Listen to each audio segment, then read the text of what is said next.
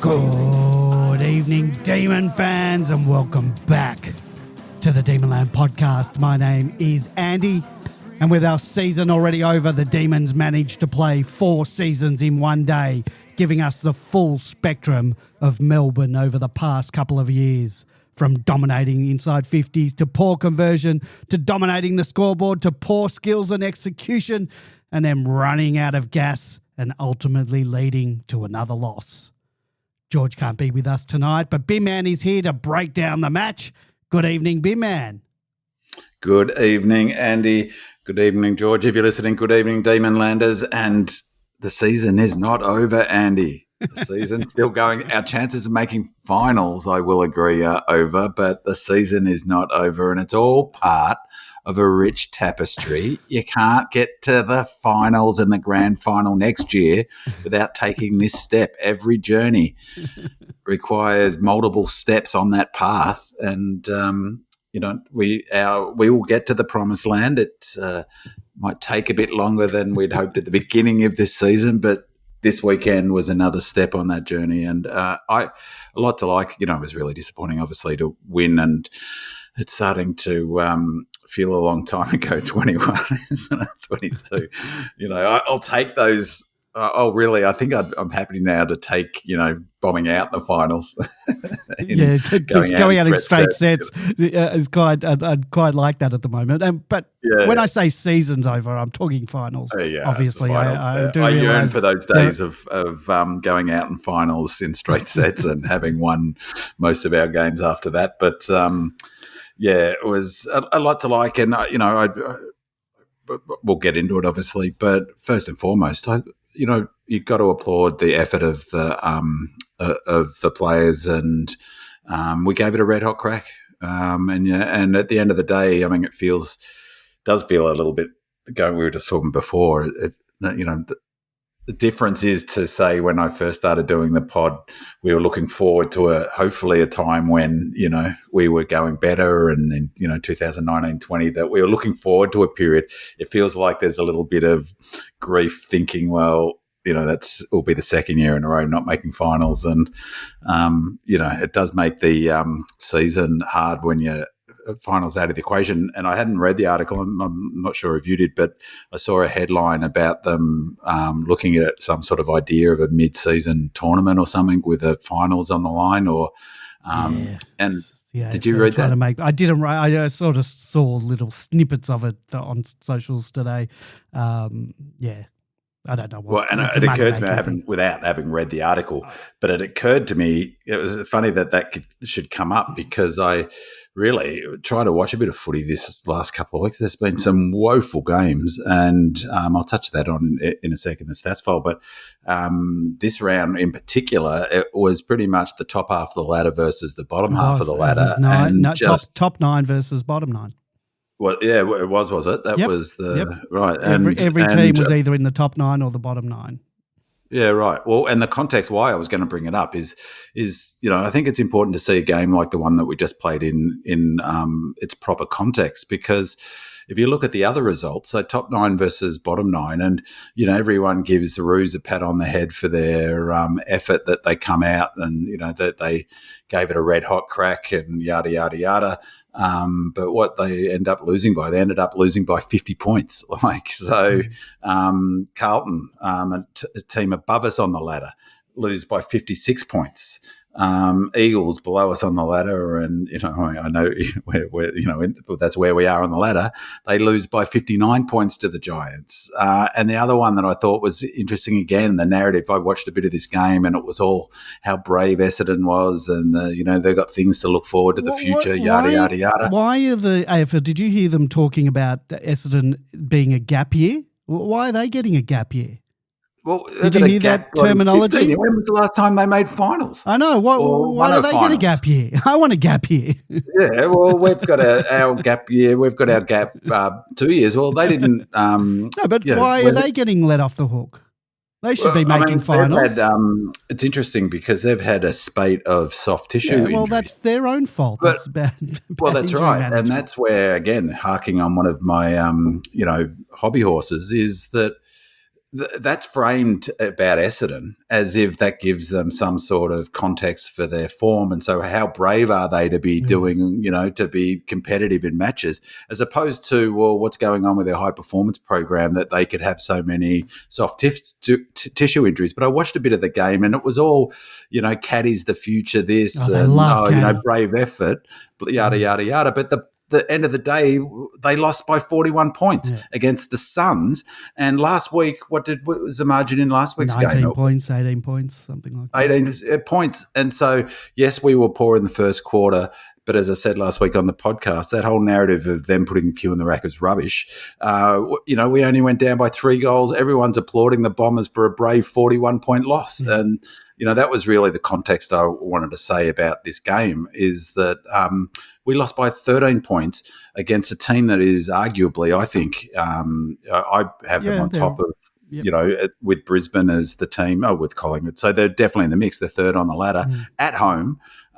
They're up and about. They're a super high scoring team, and defensively we're great. We kept them. We could have won the game and lost by 13 points. So I thought a really brave effort, and I'll cut my own lunch here because I was going to make this point later. The other number that's really important is, as I've said before, the line in footy, I reckon, is the most accurate indicator of the likelihood of an outcome. And for people playing at home, the line is set at the margin, the winning margin or the losing margin, whatever the case may be, whichever way you want to bet on it. And in that game, the points line was 25.5. And why that's let's say 25 for the sake of argument, why it's so, why I think it's such a of course it's not infallible.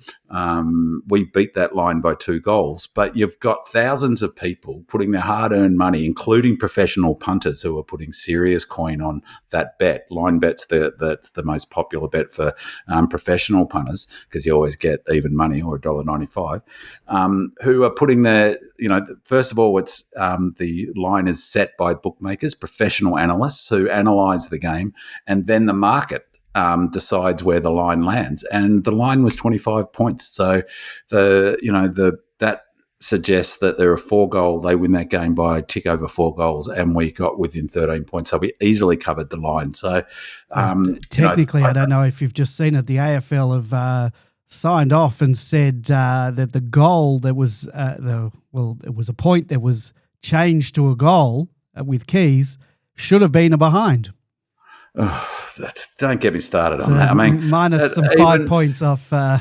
Well, I was actually shocked that Brown, he was great actually about that in the commentary, wasn't he? That he called it, said that's wrong, and they were looking. He's exactly right. Well, I didn't even notice that they were looking at the wrong footage. First of all, they're looking at the wrong footage, and we don't know. Are they? What we see on the screen is that everything that they're looking at wherever they look at it in. Well, again, who knows? So we don't know. AFL, it's a joke. It's a total joke. But I don't think. Look, it could have been not touched, but I don't think they could tell.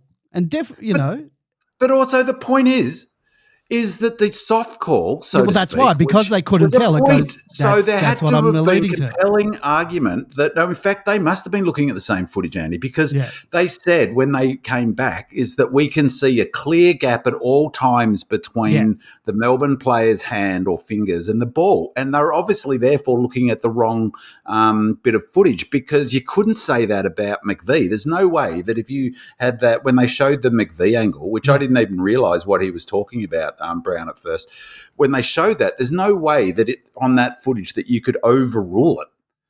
And it was called a point. I mean, and again, this is where it drives me nuts. Is the AFL are a complete joke with this stuff? It's a $1 billion. They pay over $1 billion, Seven and Fox, for the rights to it. So it's at least a $2 billion industry, a massive industry, and they can't get something as simple as that right. It's just a joke, and who knows?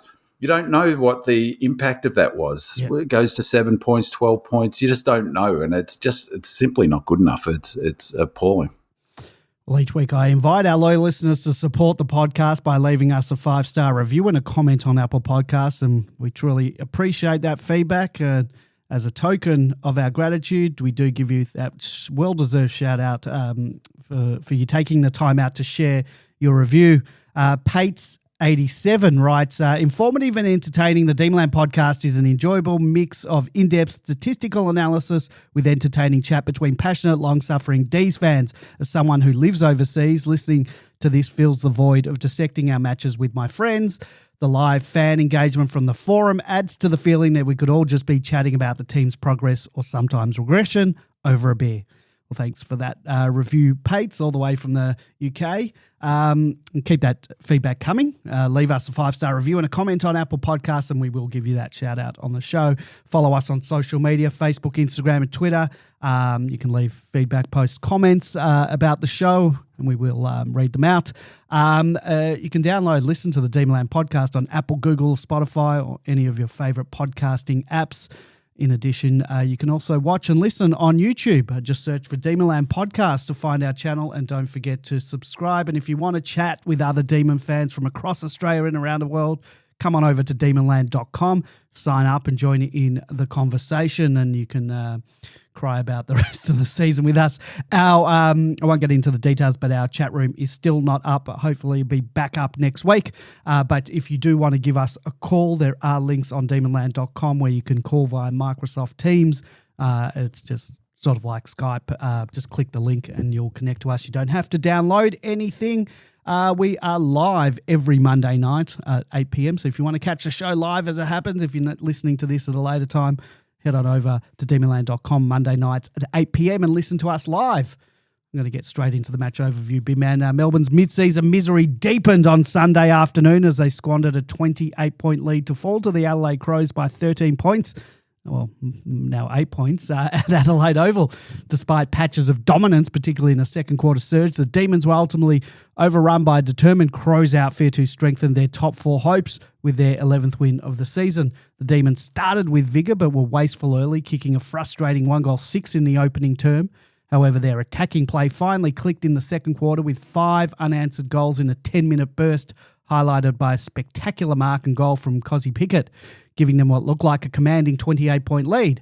However, that momentum proved to be short-lived. Adelaide, led by a career-best performance from Isaac Rankin, clawed their way back into the contents with 3 straight goals before halftime. Rankin kicked 2 of them himself, adding to his first quarter impact, and finished the day with 5 majors, equaling his career-best haul and collecting the equal highest player rating of his career at 26.1. The Crows' pressure and polish after the main break completely flipped the match. Melbourne's advantage vanished within 40 seconds of the third term when Ben Keays rolled home a goal. And from there, the Crows would not relinquish the lead again.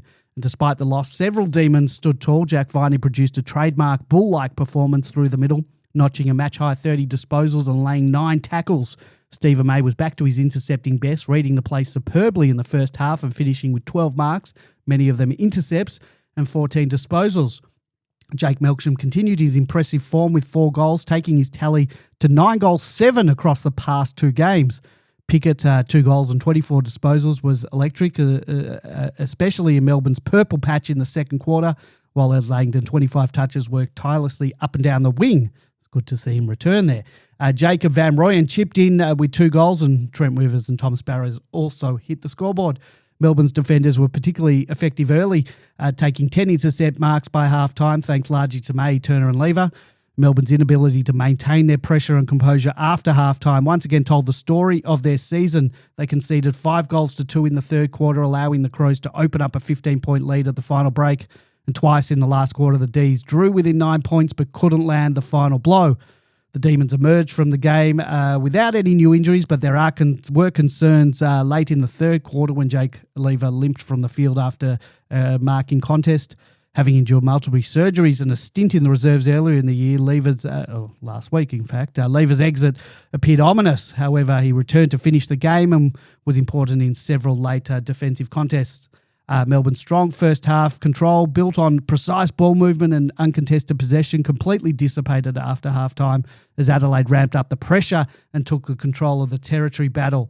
Uncontested marks. Melbourne, I'm sure you'll touch on this, big man, 72 to Adelaide's 23 in the first half, but then in the second half, it was Adelaide 48 to Melbourne 31. And the Demons have now lost 5 consecutive games and sit 14th on the ladder with a 5-11 record with just 7 games left. And I'm told finals are mathematically possible, but increasingly unrealistic. The fade-outs and our inability to convert dominance into scoreboard pressure continued to plague Simon Goodwin's side. Positive signs, Melksham's forward spark, May's return to form, Viney's ever-reliable effort put the broader picture, but the broader picture remains grim unless the Demons can rediscover some consistency and confidence. 2026 planning now should be on the menu for the remainder of the season. See, B-Man, we're on the same page, and that's the end of the overview. If you want to get into your stats, please do.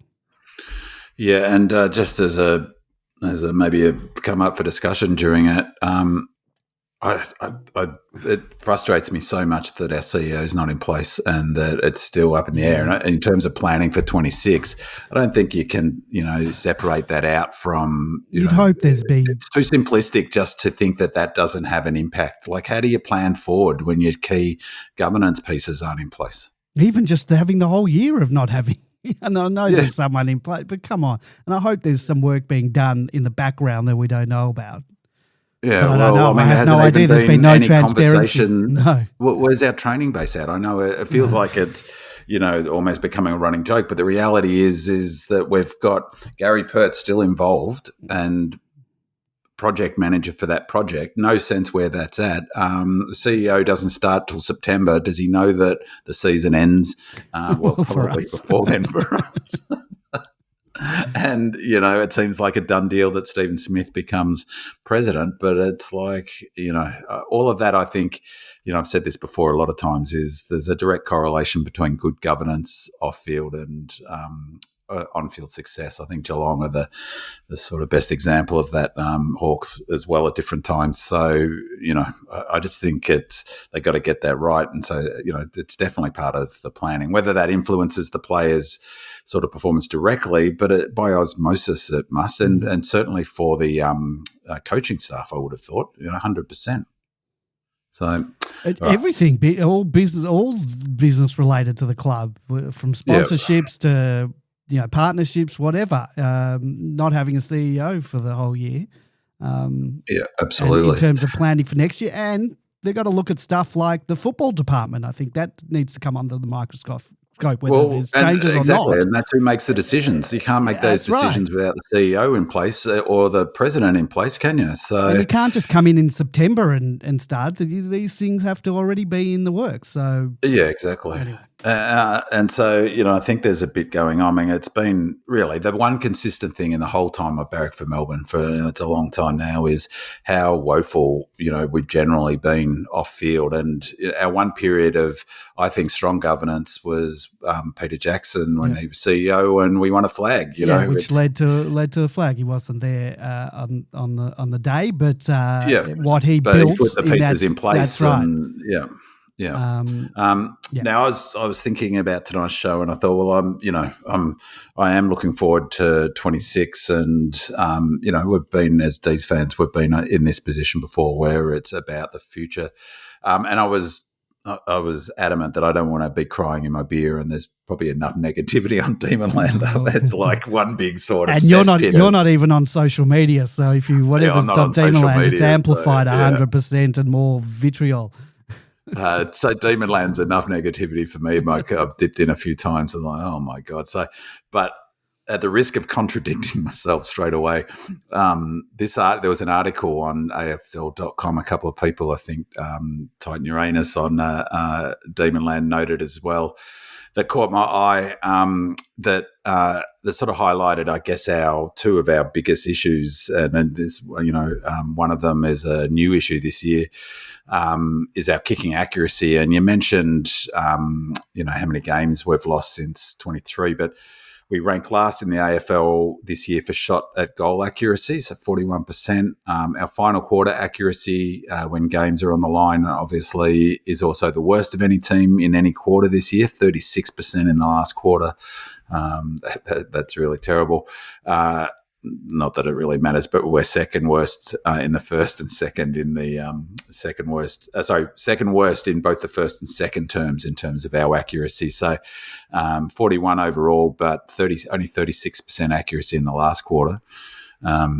we'll touch on it a bit later as well, but it's not just the seniors, the twos as well. Jeez. 9 goals, I 17. watched a bit of that while I was watching We'll the talk, footy. we'll talk about it later, but so, it's a problem in the whole club, and something's got to change. Well, that's right. And so I'll get to that in terms of thinking, it's a bit like, well, here's the symptoms. What's the solution? This article noted that since our disastrous semi-final loss to the Blues in 23, we kicked 9-17 that night when we kicked 9-17 and booted out of the flag hunt. The D's rank since that game, we're 15th for accuracy overall, 12th for scores per inside 50. And I'll just put a pin on that one, 12th for scores per inside 50, about one of the things that actually was good about this match. And equally concerning, though, this is a really good point, and I made it a couple of weeks ago. Perhaps that's why I think it's a good point, I guess. But I flagged that one of my concerns this year is actually our defence.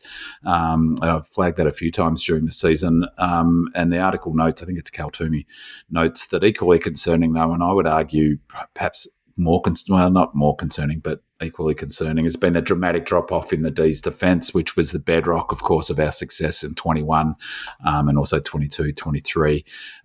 It was really it was our one wood, wasn't it?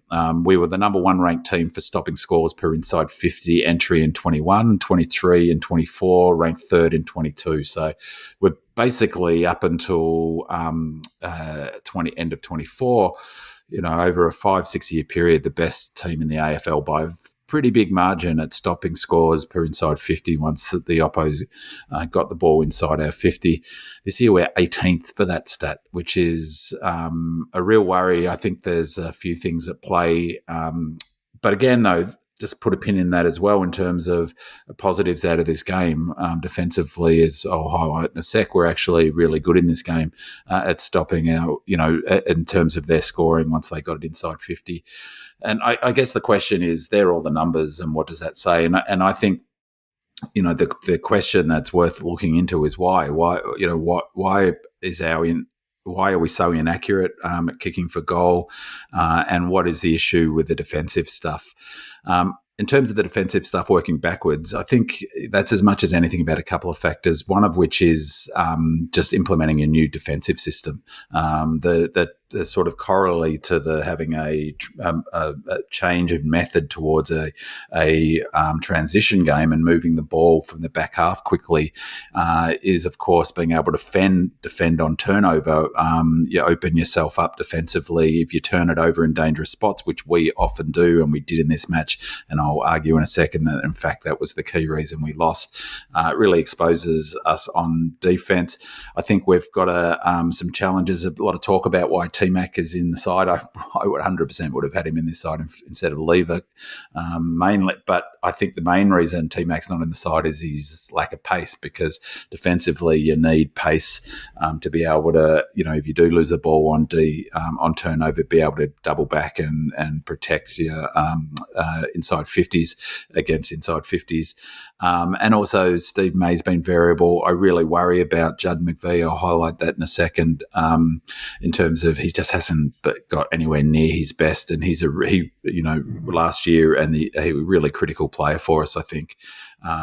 No one made a question about that. I was actually surprised about him on ranking. Was he the right person to be on him? And should the call have been made earlier to change that? Yes, I think so. So working back again is, yes, a call should have been made earlier. Is he the right person? I've highlighted this is a real concern for Melbourne. We don't have a Quaynor. It was AMW was a really big out, I reckon. Which is a big call for a player who's played 2 or 3 games AFL footy or whatever it is. But we really, struggle and have done for, I think, since Nev left, of having that, a lockdown small defender who can take the Rankins and the Camerons. And the last couple of seasons, would Hibbert have been playing on him a couple of years ago? McVie? No, yeah, he's been Hibbert. Hibbert, yeah, maybe, yeah. See, that's who you could have put. The question is, who did they end up putting on him? They did move. Did Rivers go back to him, or Salem for a while? But Salem, and Salem is leg speed. His leg speed's a worry. as is his lack of sort of adventurism, in his kicking. He's very it was Salo in the end, but his leg speed got exposed, didn't it? You saw that a couple of times. The commentators even made comment about it. It looked like we were jogging, and maybe that was partly sort of psychological thing. But I mean, that's why I was really amazed actually that T-Mac didn't come in for Lever, because Lever looked like he was hobbling. But I thought Lever at one stage Petrarca ran past him, and Petrarca's not the quickest player out there. I thought Lever played a better game than he has been playing. Well, funny you should say that. It's actually funny you should say that, because I didn't, and then I'll talk to that in a second about the ratings. And so, yeah, it's interesting. That's one of the reasons I like the player ratings, is to sort of check your confirmation bias, because he did a couple of things where it frustrated me. But you're right. I mean, he probably played a lot better than I gave him credit for. So I think the defensive issues, that's understandable. It's a huge drop-off, though, being number one best defence in the AFL to 18th.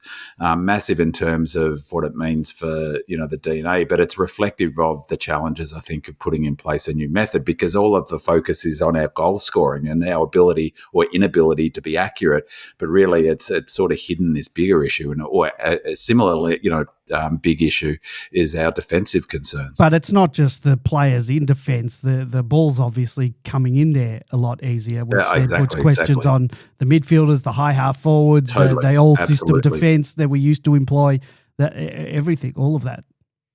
Exactly right. So it's not just, that's exactly right. So that, all defence is now all team defence. So it's not fair just to sort of put it at the feet of the defenders.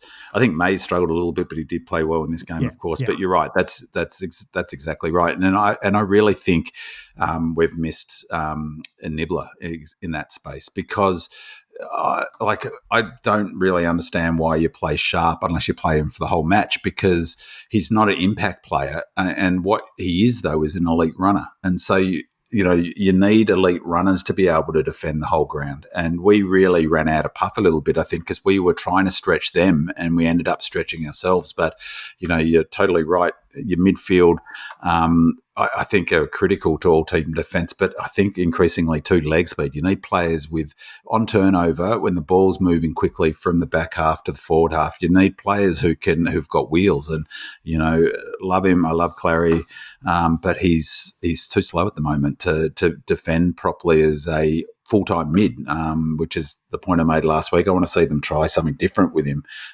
play him forward, play track forward. So I think the defensive issues, I think that's a really good point about, it's not just the defensive, it's that all-team defence. I worry about our leg speed a little bit, and I worry about that sort of not having those high half forwards who can defend it, who can run back and forward and do that work defensively. What about our accuracy, though? Where, what's the issue there? For me, the three key factors are, I reckon, number one, and I keep coming back to this, and I think this is where I'm landing, is fitness. If you look at our, there's evidence all over the place that we're not fit enough. And our worst quarter for accuracy is our last quarter. And that's probably, Occam's razor would suggest that fitness is at least part of that, and so I think that's a big conversation. I know there's a question, so we won't, I'll leave that for the question. Obviously, the players, as I've noted many times, our best players happen to be just about our worst kicks in some regards, and there were some shocking kicks in this game. God, it just drives me nuts. That's definitely a factor. You can't expect average kicks to suddenly become brilliant kicks overnight, or they're just not going to. So that's definitely a factor. But I think you can't ignore the psychology aspect of it either. And again, I've talked about this a few times. Haven't we got leading teams in place? So what are they doing? We talked about this last week. We have no idea. And I think that the numbers are pretty bare. Is that the questions about the players' psychology have to be asked. So so there's a lot there. There's a lot there to work with. A lot of opportunities for improvement. So, but yeah, I thought that was an interesting article. But it did definitely jump out, being 18th in defence for stopping the opposition scoring. I spoke to the contextual thing that it's important. Bottom 5 team playing a top 4 team, third in the the line is 25 points. Other bottom 5 teams got smashed on the weekend playing top 8 teams, and so I thought our performance was really good in terms of our effort level. And at the end of the day, if you're of the mind that we're a bottom 5 team, and that's where the ladder says the ladder doesn't lie, so to speak, then we play you. Then you've got the minimum thing is that your players, come out and play their very best and put their effort in. And I don't think you can suggest that we didn't. So particularly after last week's first quarter, it was heartening that we came out and we had the energy. Although, again, I don't know about you, but how frustrating is not taking those chances? Like, I don't know, it just does your head in. So I thought the player ratings were fascinating this week, and probably in some respects, we had a lot of players who didn't play great, and a lot of our best players didn't play great. I didn't think they played particularly great either, to be honest. So, they had, if it wasn't for, it's interesting you ask about Rankin.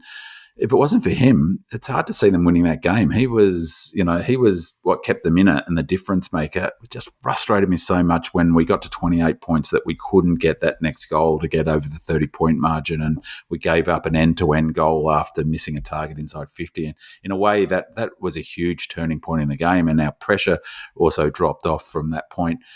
Jakey Melksham was once again our highest rated player. Terrific game from Jake. He's been in rare form, hasn't he? So he's remember 20 match points. Player ratings is considered an elite game of footy. And just before I go into the player ratings, just a reminder of how they measure player ratings. It's not the be all and end all. It's, I think, a good way of comparing week to week, and particularly comparing players playing similar roles. But just to reiterate again how they arrive at the points, to get the player ratings, 3 factors are considered for each involvement or each action a player has in a game: the location of the ball on the ground before and after the action, the situation before and after the action, and the difference in next expected score value before and after each action.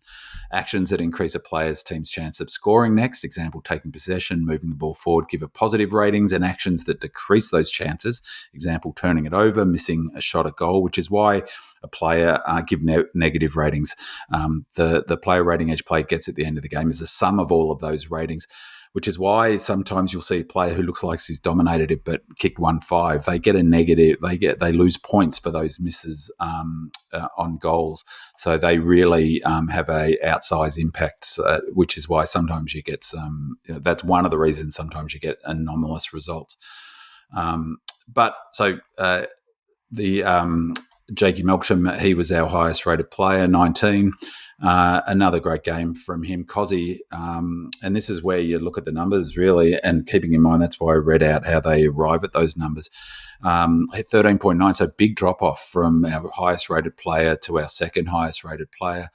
13.9 cause, thank God, again, I'm going to say it every week, I think, to the end of the season, thank God for him signing a 9-year contract. Just love it. Trent Rivers had his best game. I thought he was really influential, particularly in that first quarter. He had 7.7 player ratings in that first quarter, 13.5 for the game, 84% game time. Cos played 85% game time. And this is the one that I was surprised at, Andy. So it's interesting you said he played well. Jake Lever was our 4th highest rated player on the ground, 11.1 consistent across all 4 quarters.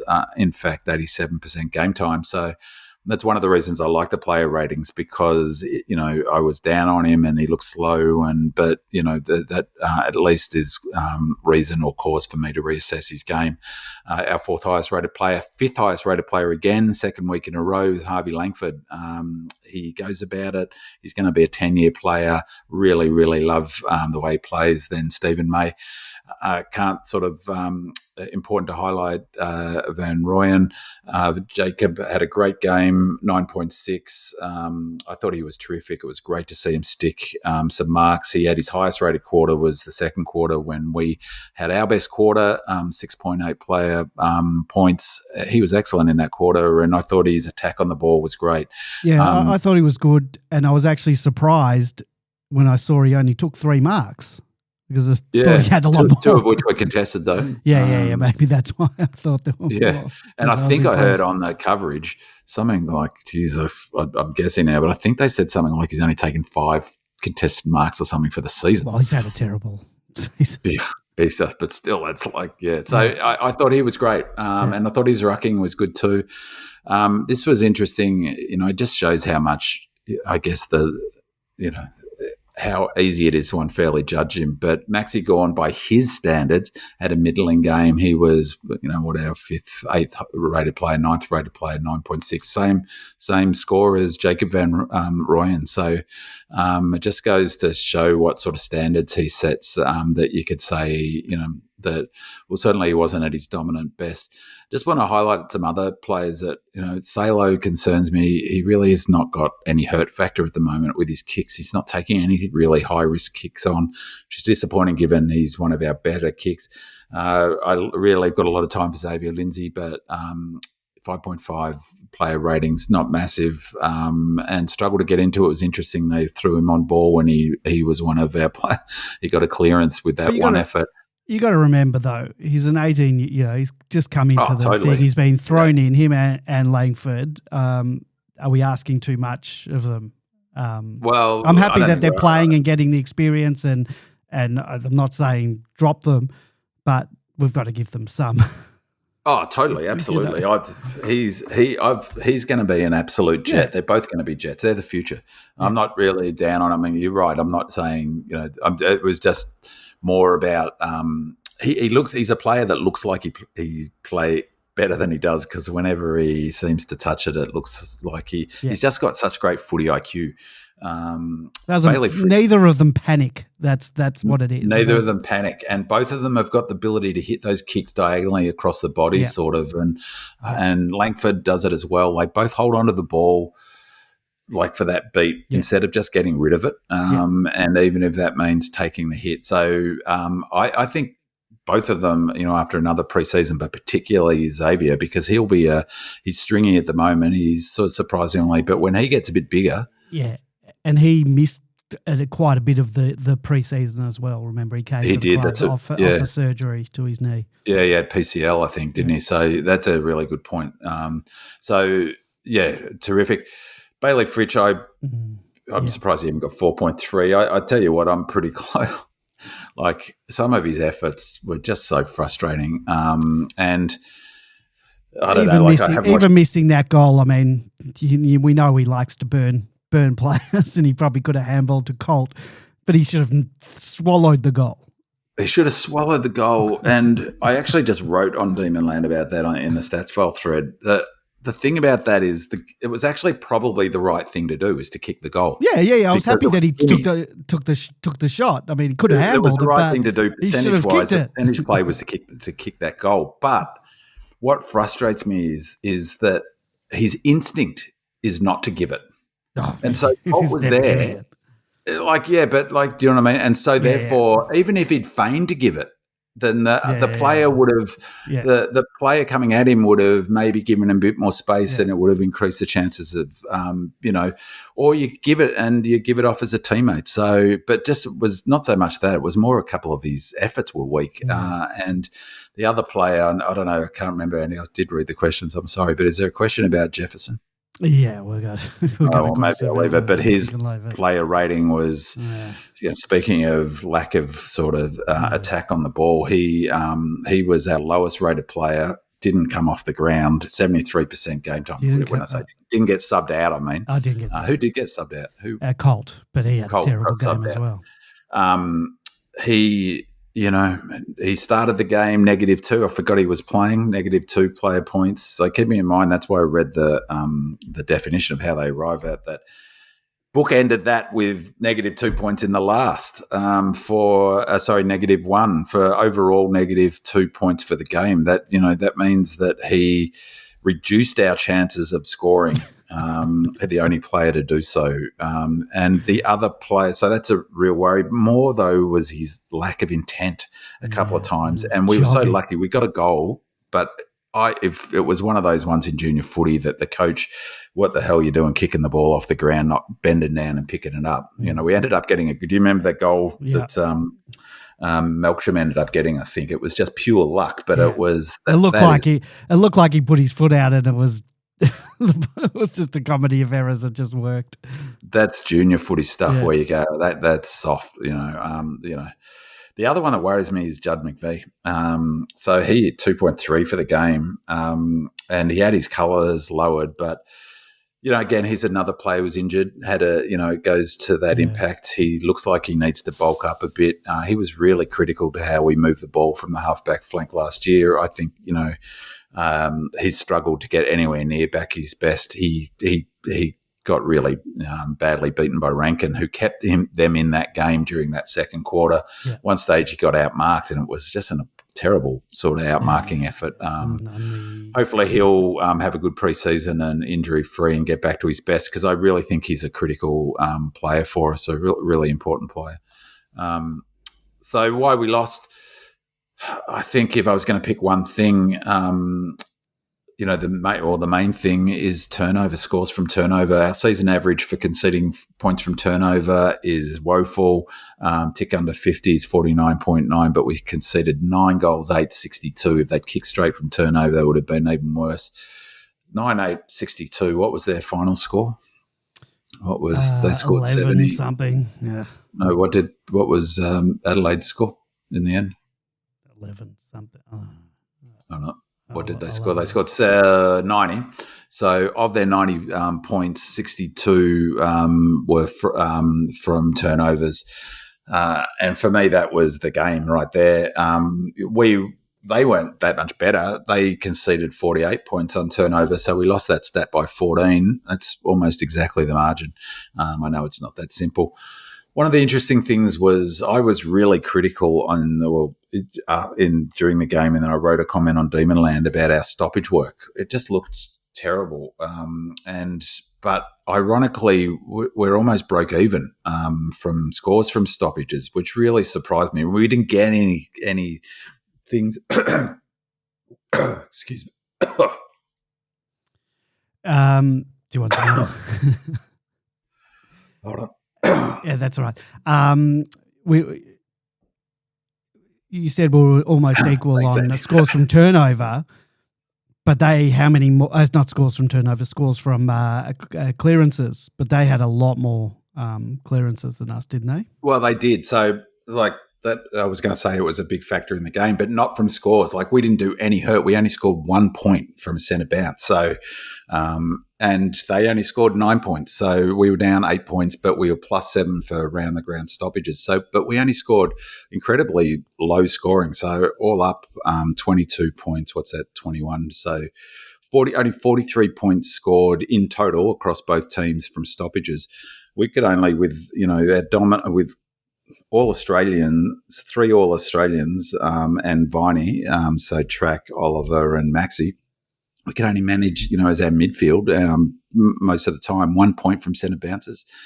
They remarkably only 9. So that really surprised me. Although we should be getting more scores from that. But the raw numbers, which normally aren't that important, or certainly not as important as scores from store. Actually, we got smashed in. So the total clearances were, we were down 6, 33-27. Centre clearances was the one, 14-9. So, and with stoppage were almost the same, 18-19.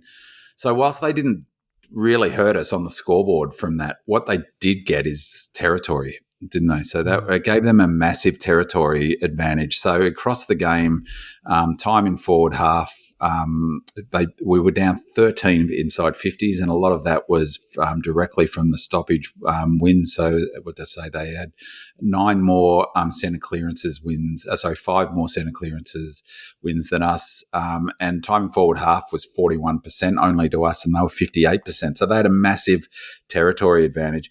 That's a negative, but it's also really, in terms of, remember I noted before about our 18th in defence, it's really terrific how well we stood up actually in terms of, the number of inside 50s they had in that territory, that time in forward half advantage. A really telling number, I thought, was first possessions. We actually got first possessions from clearances 34-30, so 4 more times we won first possessions. But this was really massive. 73.5% of those first possessions that we got, those 34 possessions, we turned into a clearance. 73.5% of those will be turned into a clearance. Of the 30 first possessions they got, 90% of them were turned into a clearance. So, if 90% of the time, that's amazing, is that they turn that first possession into winning the clearance, which I think was a big factor in the victory. So for me, the two big factors was our scores from turnover and just the fact that we were pretty limp, really, in our stoppage work, which frustrated me about put track forward and move Lindsay into the centre earlier, or put, what's his name, Langford. I know they're probably worried about, first year and all of that. Put Langford on the ball and track forward. Langford didn't go to one centre bounce attendance, like not one. So, we just looked. And I don't know, Andy, how many times did it was driving me nuts. Maxi smashed the ball forward and the Crows player was running onto it. So, you noted before about the footy department. I think that it's, if you're going to bring in Jones as an AFL, if he's going to be an AFL midfield coach in his first crack at coaching in senior footy at AFL level, then he should be getting AFL level scrutiny. And the structures and setup were just appalling in this game.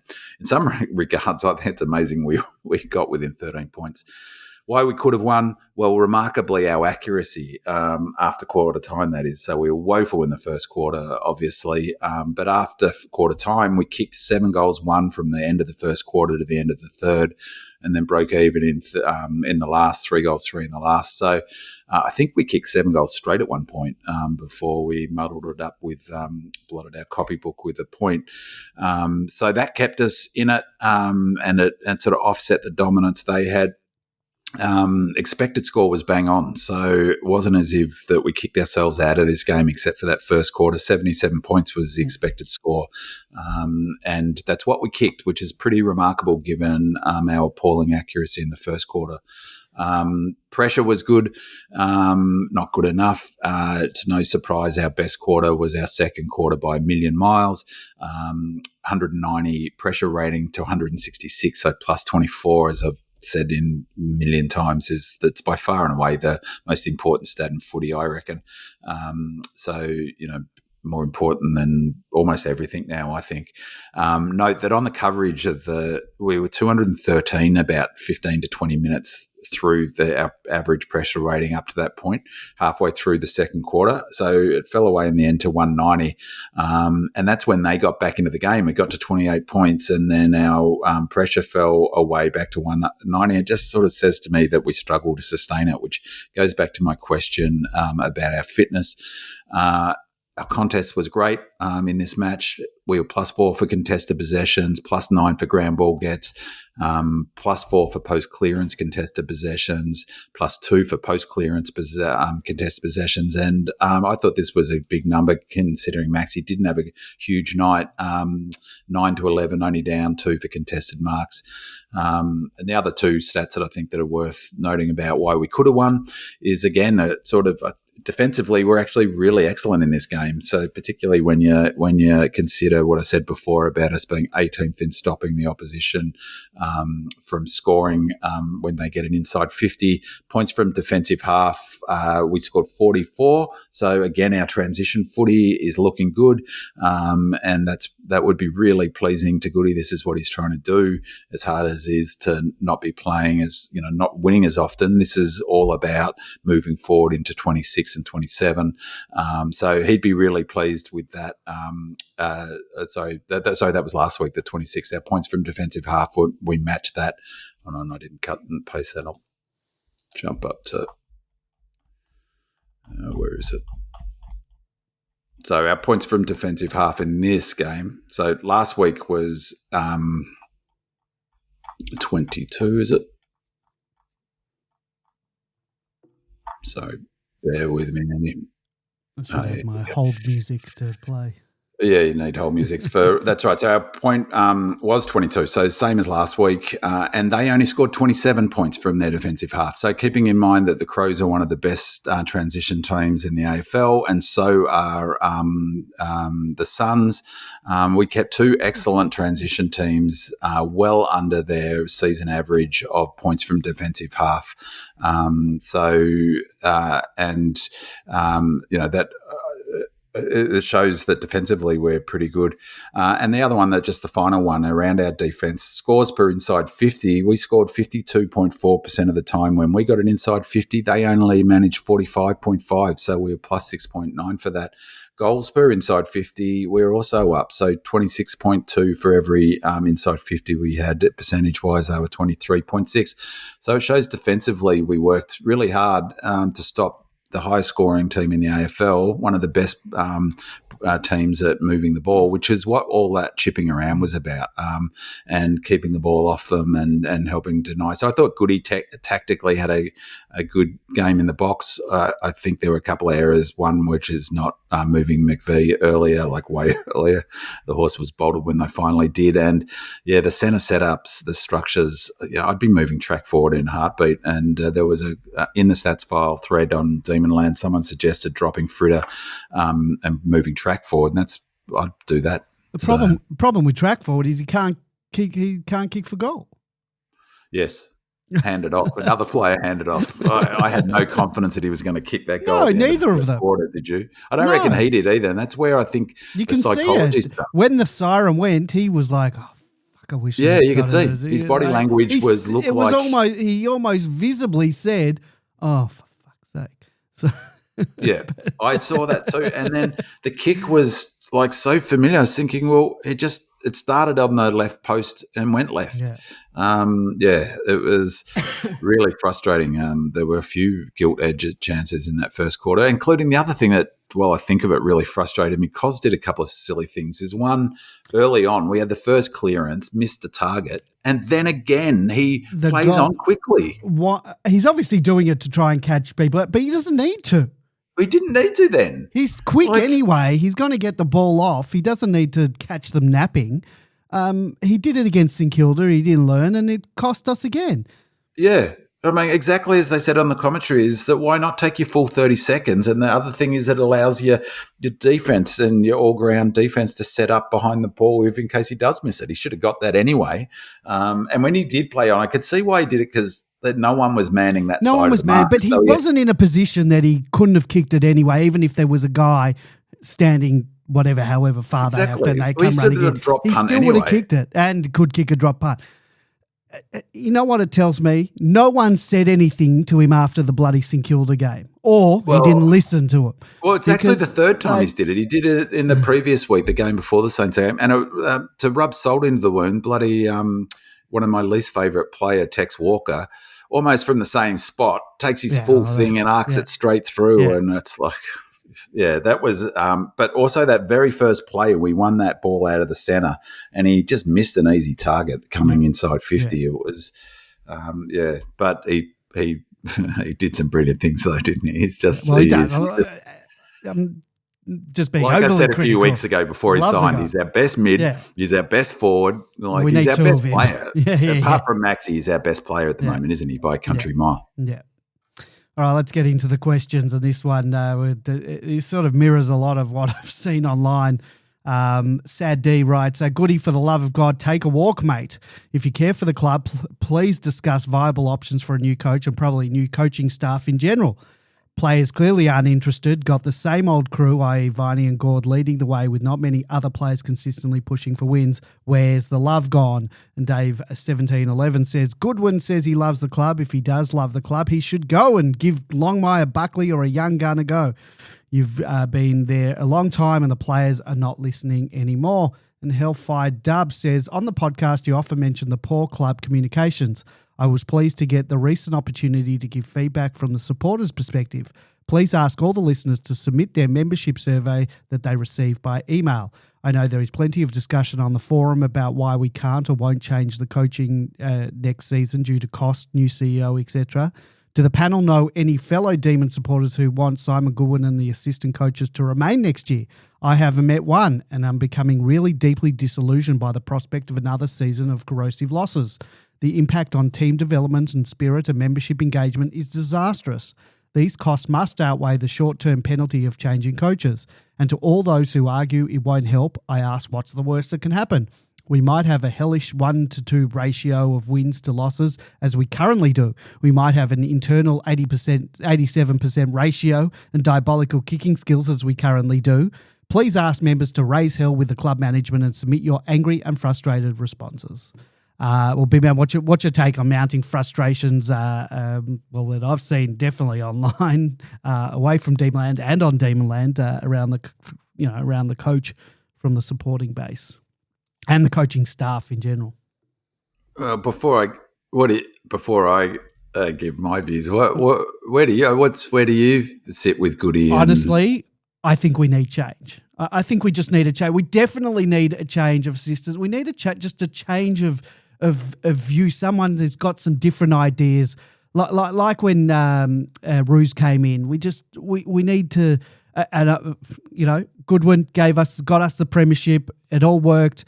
I think he's been there a long time. I think we need some new blood, particularly in all the assistant coaching. I would love some, and I don't know who. I don't know if it's got to be someone with experience or has coached before, has premierships, whatever.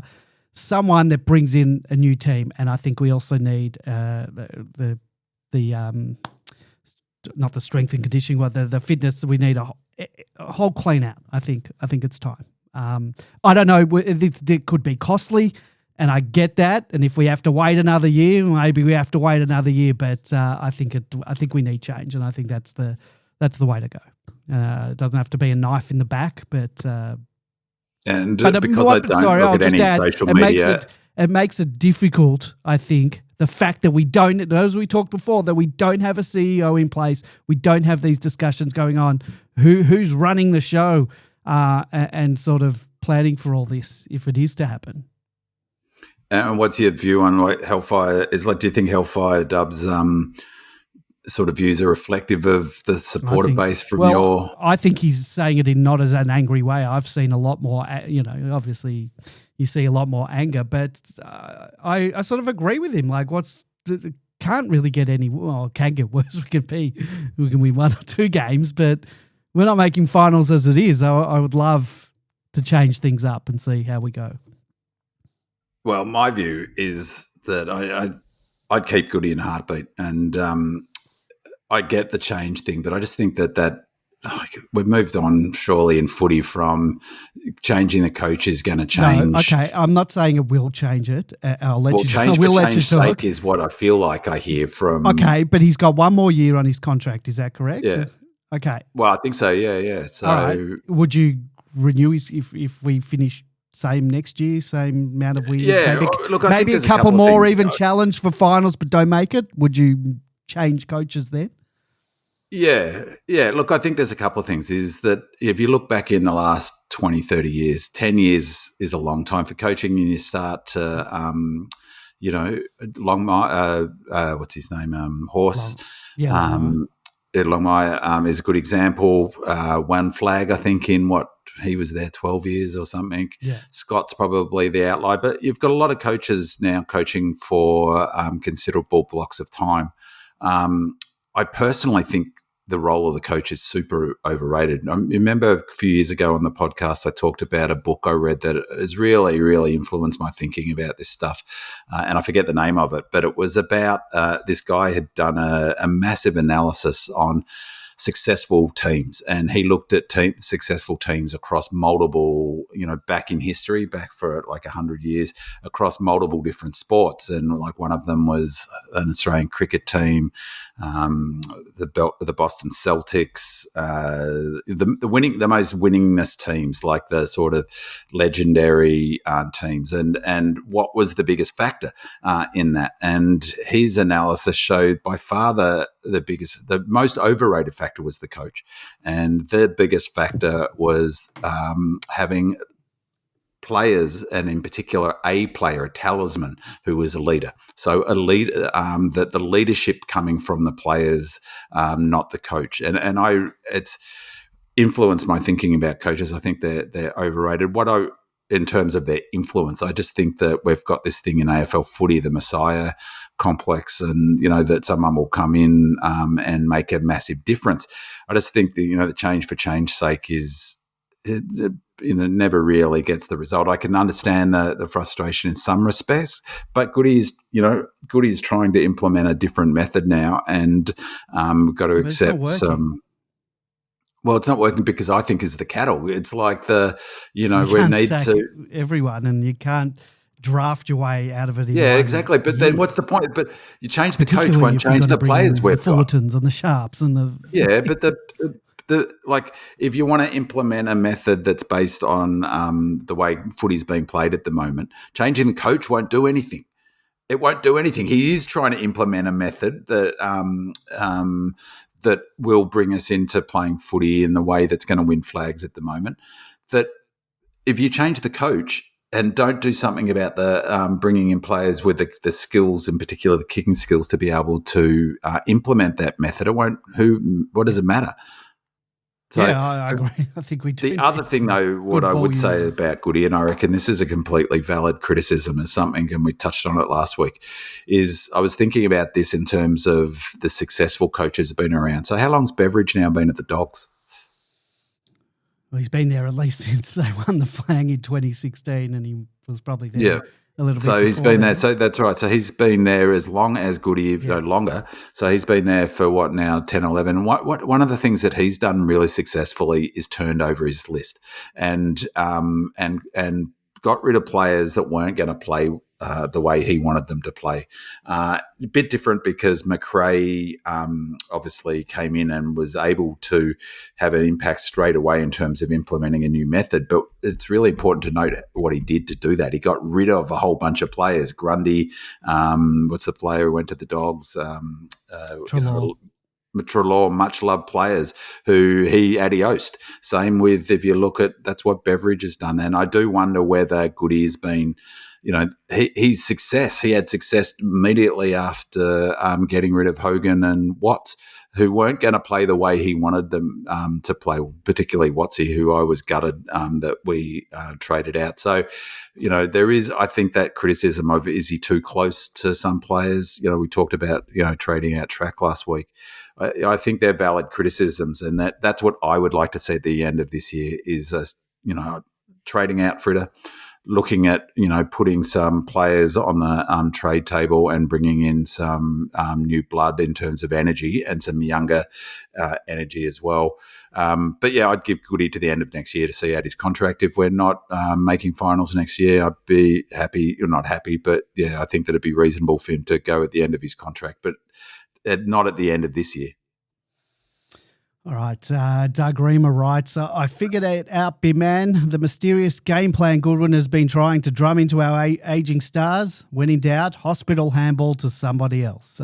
Strawberry Field says, great pod. I look forward to it every week. I just watched Goody's presser. I'd like to get the panel's thoughts. He was very clear about the direction of the club, maybe not to those who don't listen, particularly when he spoke about melding the old with the new. In my opinion, I think the older heads are working really hard to wrap their heads and skills around the new game plan, and the kids just need a little time. I'm not a fan of bagging a coach and playing group who worked so hard to give us the flags just because we are in a rough patch. Amanda Lorian says, would love to get the panel's thoughts on our tactic of chipping it around. It seemed to be effective for a quarter and a half. We kept the ball out of the Crows' hands and were killing them in uncontested possession, but it seemed to fall away after that. Are we simply not fit enough to keep that up? So, Big Man, what are your thoughts on, the tactic of chipping it around that we successfully did employ for a quarter and a half, and why couldn't we keep that up? I imagine that it does have something to do with fitness, but maybe you got some other thoughts there.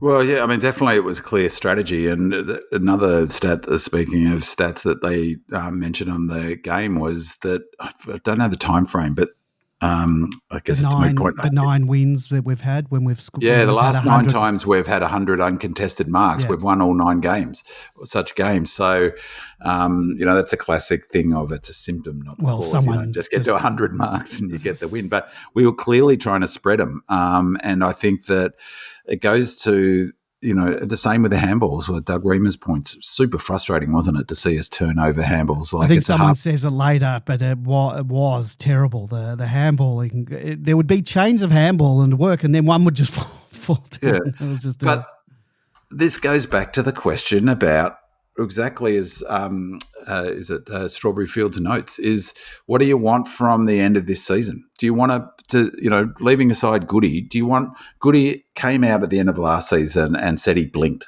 and that he should have stuck with trying to implement the method that he wants to implement last year and blinked.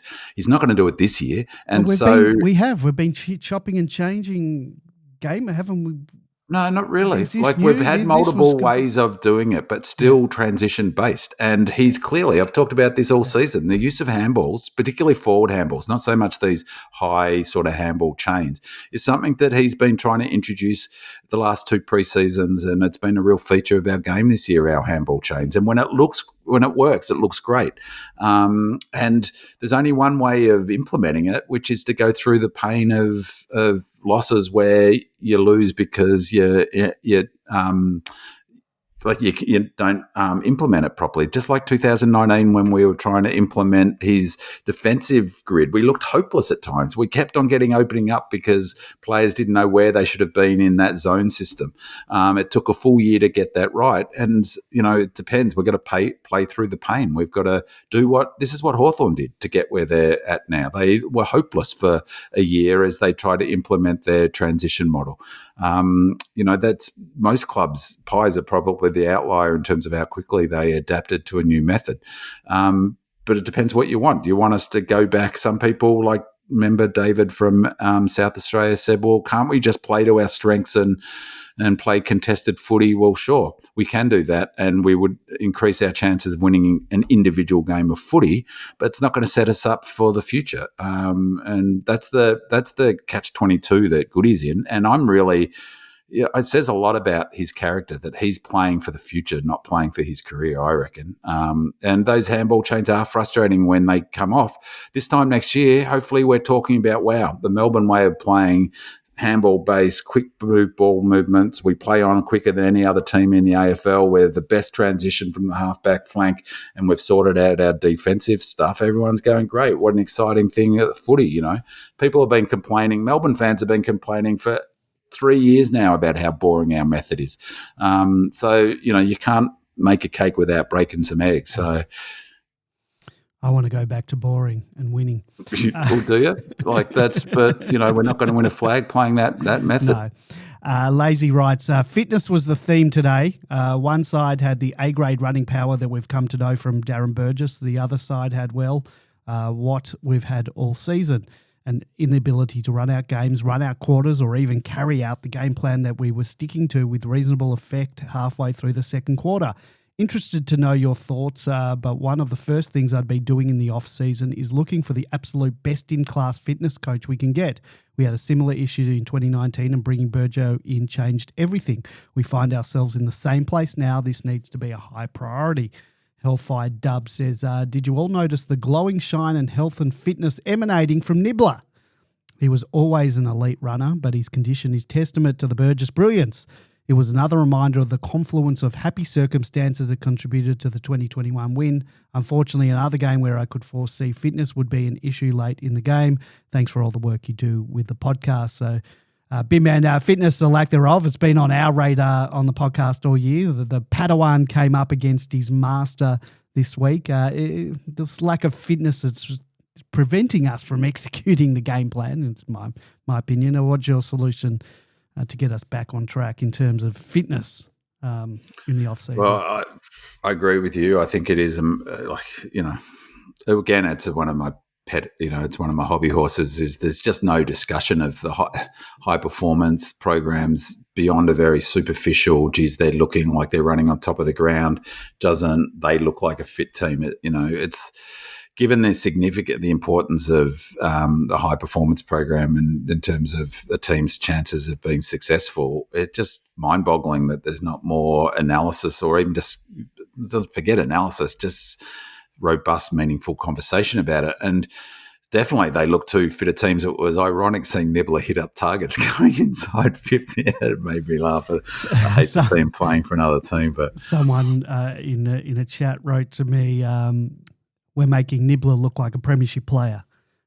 Well, yeah, well, he is a premiership player, and I thought to myself, bloody hell, that was the joke. So I thought there's a chance he might be a double premiership player by the end of this year.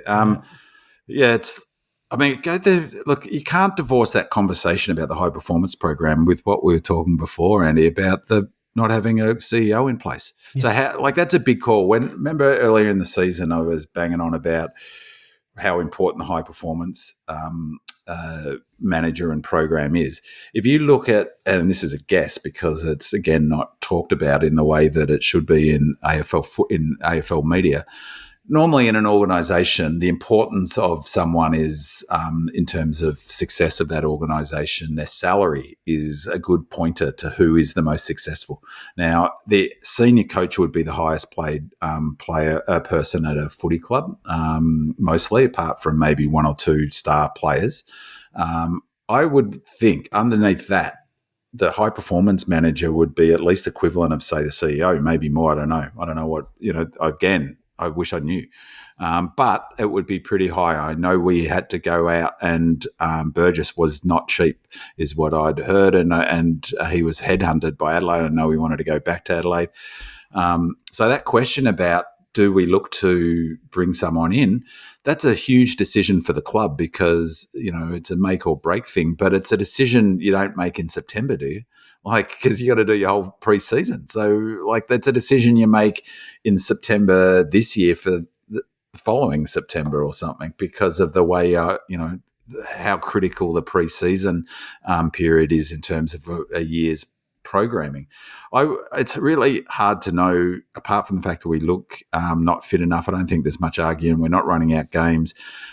It's easy to be critical of, say, Selwyn Griffith in terms of his role in that team, the high performance program. But I guess it's easy to, not easy, but the players have to bear some responsibilities too, because, if they're not doing the work that, someone can set, here's what the program is, but if the players aren't giving that 110%, they're not giving 110%. So maybe there's that aspect. I do wonder, what did you call him? Like an acolyte? No, a Padawan? A Padawan, if you're a Star Wars fan, that's before they become a Jedi, they go through the ranks. Yeah, well, I reckon it's a really interesting point because Burgess is famous for his hardcore method, and he's definitely an acolyte. In terms of that model, and I wonder some of those senior players, again, like you said, I wonder whether changing the high performance program manager and that whole program is maybe more important than changing the coach, because they've got to flog them they've got to get into their heads. They've got to get them to do the work. Maybe that hardcore method of training super hard, which was the Burgess mantra, is we train harder and then we play. That was his whole deal. Maybe that's got a shelf life, and he was hardcore. And if Selwyn Griffith has brought that same philosophy forward, someone like Track and Clary and Maxi have had that same philosophy now for almost 8-9 years. So maybe we need a refresh in that space without it being a knock on Selwyn. But the proof's in the pudding. We don't look fit enough. Yep, we do not. Garbo writes, where to from here? While the effort seems to be there most weeks, if we forget about the first month, the skills aren't up to par and haven't been for several years now.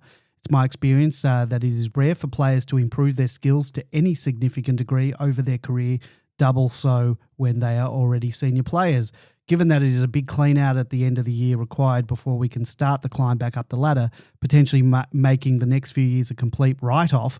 I'll start that again. Given that this is a big clean out at the end of the year required before we can start the climb back up the ladder, potentially making the next few years a complete write-off, or do we keep these players around unless we have players that can push them out immediately? I'm talking like players like Oliver May, Langdon, Sparrow, Fritsch, and even Track, and not just the fringe players that come and go off every season.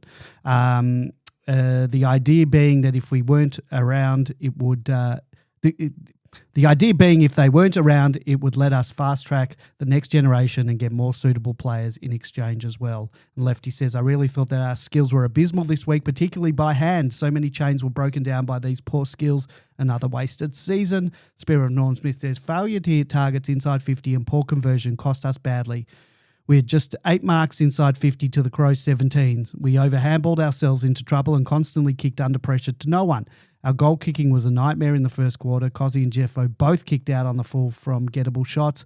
We left at least 5 goals out there. Big man, our skills, execution, accuracy issues are all common themes on the podcast. And we've said before, I don't think you can fix these issues, not in, as one of the guys said, not from senior, I think Garbo, not from senior players. Or we have to take a long-term strategy and draft our way out of this problem. Well, a bit of both. I mean, we don't have a first rounder, but we can trade out for future first rounders. And I don't know why you wouldn't. I'd keep on doing that to the cows come home. Well, I trust those guys in terms of being able to get up the draft order and stuff. They've been pretty good with that. So I'd say we will.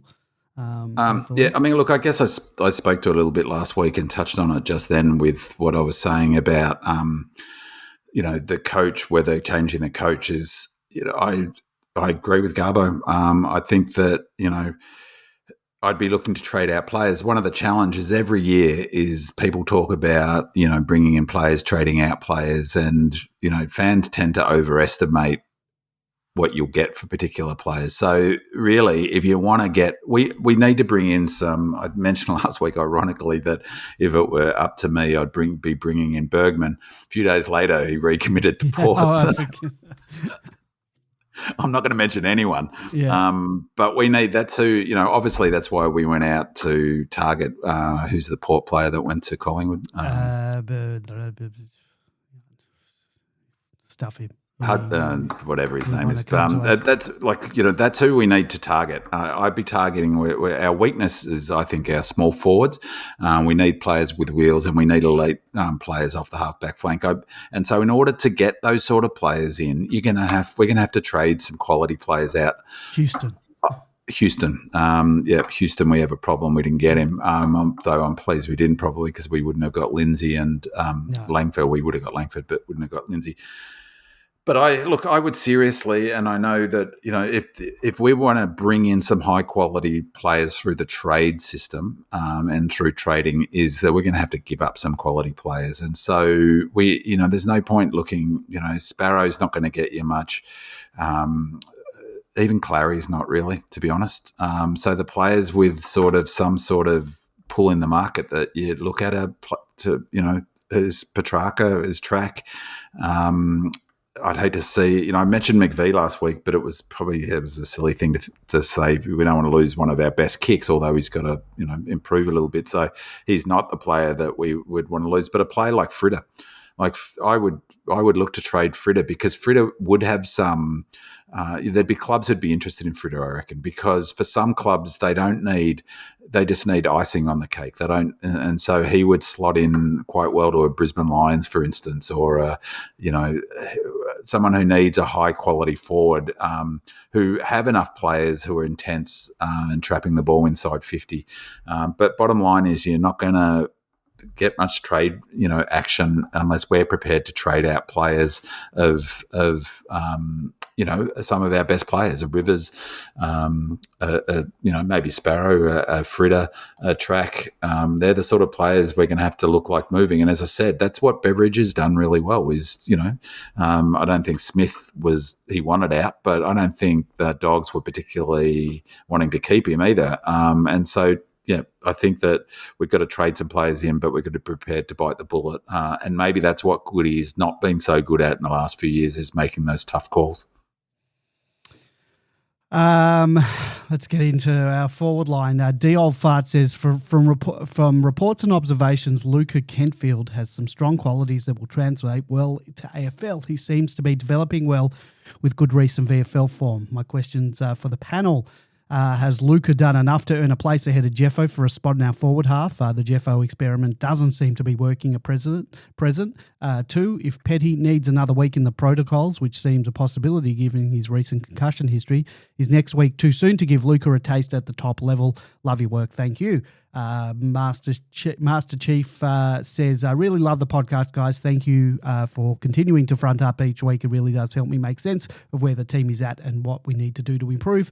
Do you genuinely believe that Jefferson is up to AFL standard and will make it? I know the key position players take a little longer to develop, but I just can't see any upside to his game. Admittedly, I have not watched him play at Casey, but from the little I have seen of him in the seniors, he lacks upper body strength and second efforts. He was barely in a jog when chasing opponents. I think we may have made the wrong call in drafting him. Spear of Norm Smith says, do we keep Jeffo in? He was uncompetitive and lacked any physical presence at all. Twice he was exposed for a lack of chase or second effort. Perhaps Kentfield might get a chance if he needs more time at Casey. Singer says, I thought JVR played his best game for the season yesterday. He still needs another big body helping him in the forward 50. On a side note, we got a sad glimpse of how deficient we are in the ruck if Max goes down. El Diablo 14 says, and JVR career goal kicking efficiency has been sitting at around 70%, no doubt one of our best forwards. So, B-Man, a couple of thoughts there on a couple of players. Thoughts on Jefferson's game, JVR too. We sort of touched on it earlier. If Petty gets up or if he doesn't, what changes to the forward line might we make? And I'm not sure how much you've seen of Kentfield, but can you give your thoughts on him as well? Jeffo, it's like, so one of the questions was in there was that should we stick with Jeffo and should give him a good run in team. Sort of my answer to that would be normal. Yes, like you've got to give these players, the younger players, a good run at it. But particularly because we've got 7 games to go and we're not making finals. Yeah, exactly. Let's see what he's got. And so I would be keeping him in, but if I don't know what the phrase is, but sufferance. Well, we have to see if he does have anything. That's the thing. I don't believe we do have anything there. But well, look, I really hate sort of the idea of writing players off. But as George and I have said right from, he doesn't have what JVR does, which is JVR. The first time I saw him live, I saw him play a VFL game at up close at Whitten Oval. And his want for the footy and his second effort was instinct. Like the first thing was instinct. And we talked a little bit that Jeffo had a couple of good games in a row at Casey, and both George and I noted that what was good was his intensity. He took a couple of strong marks. And so, but that is baseline. That is like total, that's what AJ brings. Great. So like you shouldn't be playing AFL footy if you can't bring that. It's the second game in a row I've seen Jefferson play, and he has a possession near the end of the first quarter, and I go in my brain, oh shit, I forgot he's playing. Yeah. Like I literally forgot he was playing, and it's a real tough one because will he make it? I don't like.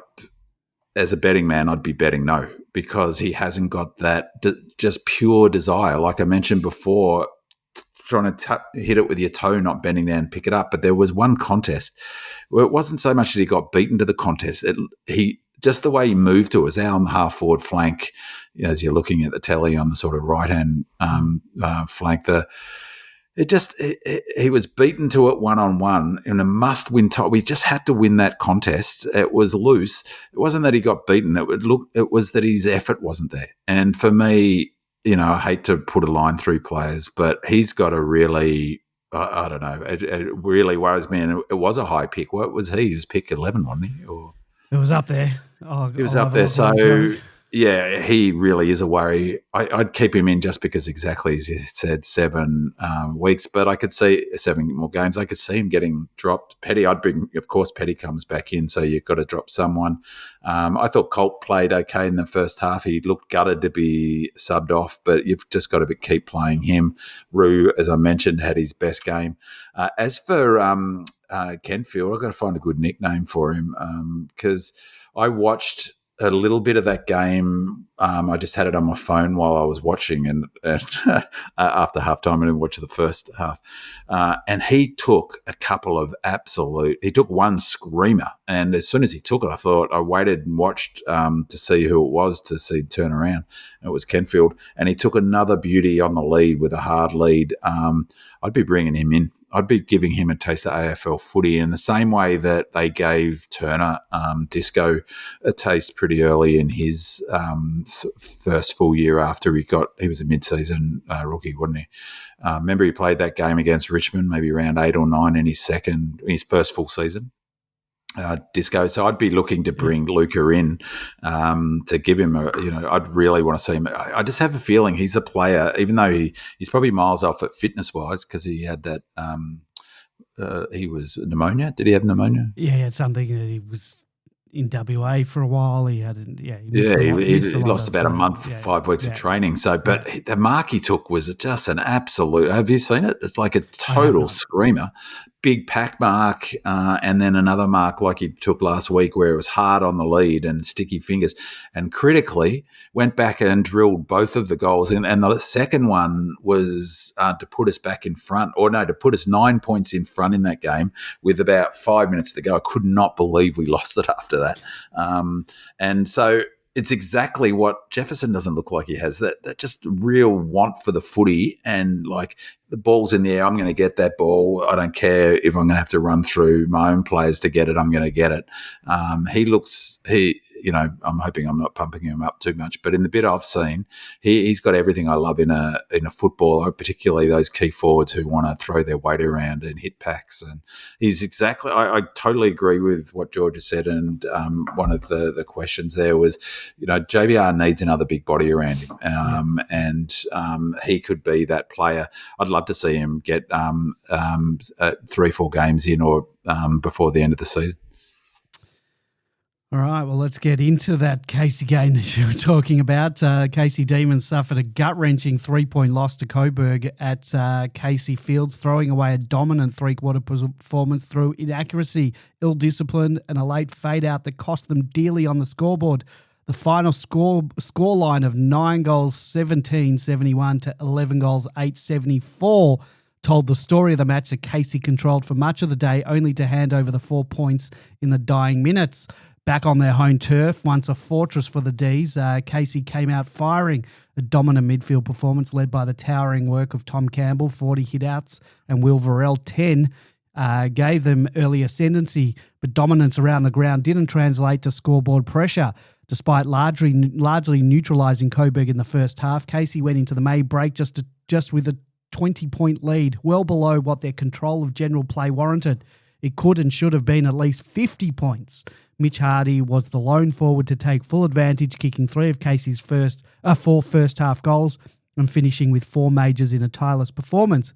In contrast, the rest of the side sprayed chances, finishing the third term with an abysmal 5 goals, 16, keeping the Lions in the contest despite their limited forward opportunities.